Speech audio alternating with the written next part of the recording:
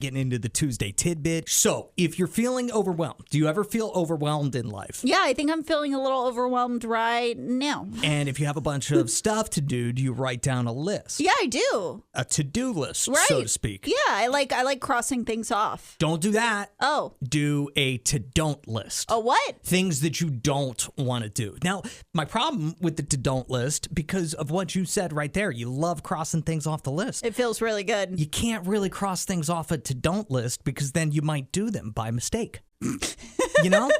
Well, yeah. So is it supposed to be like a guideline of like, here's a reminder of the stuff that you don't want to get bogged down with? Is that the goal of the to-don't list? It's all the non-essential things that go on in our lives that suck up our time. So basically, writing things down like don't offer to do favors for everyone. That would be a good to-don't list option.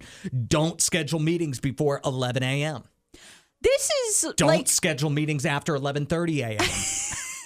Here's your window. No, what I love about this is that I feel like this is Boundaries 101. This is a really easy way to map it out for yourself of like, because boundaries aren't you controlling people. You don't get to control how other people try to treat you, but you can say, hey, I'm not going to tolerate this treatment from anyone, including you. So what I love about this is it's basically allowing you to set up the boundaries of your life. Like, I'm done saying yes to stuff I don't have capacity for. I'm done with meetings before 10 a.m. I'm done with whatever it is that's on that to-don't list. But it's kind of that clear reminder of like, hey, here are my boundaries. I need to love and respect myself enough to honor these. If you have anything you would put on your own to-don't list and wanted to text it to us, 601-995-1017. I can't think of anything that I would want to put on my to-don't list off the top of my head. I could think of one. I would put don't get bogged down with taking care of my dog. Like, I think sometimes seriously, like sometimes I'm like, oh, I got to walk him. Like, that's going to take time. Oh, I got to feed him. I got to worry about. And it's like, but then I think about how little time I'm actually going to have with him, which that makes me really sad. But it's like, I always want to look at that positively, and I never do want to take that time for granted or look at it as like, oh, I have to walk him. That's going to be so annoying to go out in the hot sun this afternoon. So people are recommending that you make this to-don't list and then you just check on it every once in a while to check in on yourself. Are you following your to-don't list? Are you not doing the things on your to-don't list? I love this. Yeah, I think it's a good idea. Yeah, thank you for sharing. This Absolutely. is really positive. That's what the Tuesday Tidbit's all about. If you have anything that you would put on your to-don't list, I would love to see what it is. New thing to help with you feeling overwhelmed is a to-don't list. We shared that on the Tuesday Tidbit. It's Y101, Adam and Allison. And Tam texted us and said that on her to-don't list, top of the list, don't stress over being on time or being late. It'll be there when you get there.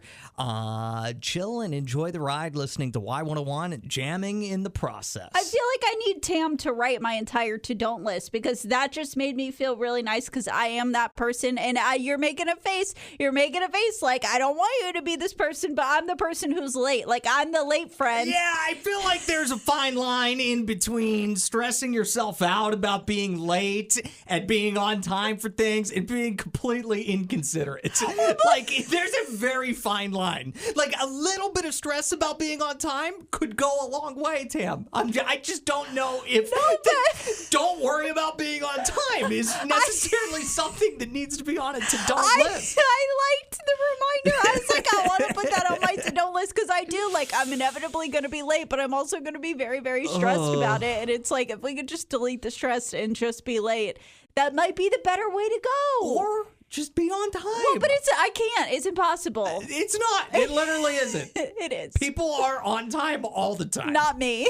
Oh, that's really funny, though. Don't stress over being on time. I mean, if nobody's waiting for you, I think it's fine. Like if you have a job. Okay, but can we not just like our friends who are the late people? Can we not just be like, listen, I know she's going to be like me. I'm going to be 15 minutes late. Just know that. Just give me 15 minutes. Make the appointment 15 minutes earlier for me. Like, say it's at 7 when it's really at 7:15. Like, that's fine. I'm cool with that. But like, give me the grace and let me know, like, you're the friend who's late and I love you anyways. Well, No, no, you're gonna take it as I'm being disrespectful of your time. I could try harder. Yeah, it's like so. Then it's on me to tell you things are earlier.